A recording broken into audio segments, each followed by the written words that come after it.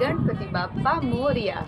કહેવાય છે કે મહારાષ્ટ્રની ધરતી ઉપર ગણપતિ બાપાના 8 વિવિધ સ્વરૂપો આવેલા છે, જેને આપણે સૌ અષ્ટવિનાયક તરીકે ઓળખીએ છીએ. અષ્ટવિનાયક ગણપતિ બાપાની યાત્રાની શરૂઆત થાય છે મહારાષ્ટ્રના મોરેગાંવથી, જેમાં આવેલા છે મયુરેશ્વર ગણપતિ બાપા. કહેવાય છે કે તેમણે મયુર એટલે કે મોરને પોતાનું વાહન બનાવ્યું હતું, એટલે તેઓ મયુરેશ્વર કહેવાયા. બીજું સ્વરૂપ છે સિદ્ધિવિનાયક, જે આવેલું છે સિદ્ધટેકમાં. એવું કહેવાય છે કે ગણપતિ બાપા સિદ્ધિવિનાયક સ્વરૂપે અનેક પ્રકારની સિદ્ધિઓ આપણને આપે છે. પાળી ગામમાં આવ્યું છે બલ્લાળેશ્વર. એવું કહેવાય છે કે આ નામ ગણપતિ બાપાના એક બાળ ભક્ત બલ્લાડ ઉપરથી રાખવામાં આવ્યું છે. ત્યાંથી આગળ વડગાંવમાં આવેલું છે વરદ વિનાયક.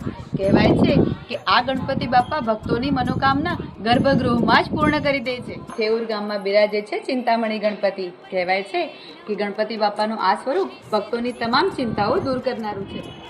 લેનિયાદ્રીની ગુફાઓમાં આવેલું છે ગિરિજાત્મજ. આ સ્થાન ભક્તિ અને માતૃત્વનો મહિમા સમજાવે છે.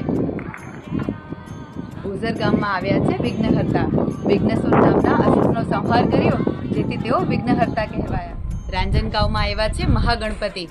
આ ગણપતિ બાપાનું સ્વરૂપ સૌથી શક્તિશાળી છે. આ હતા આપણા ગણપતિ બાપાના 8 સ્વરૂપો, જેને આપણે સૌ અષ્ટવિનાયક તરીકે ઓળખીએ છીએ.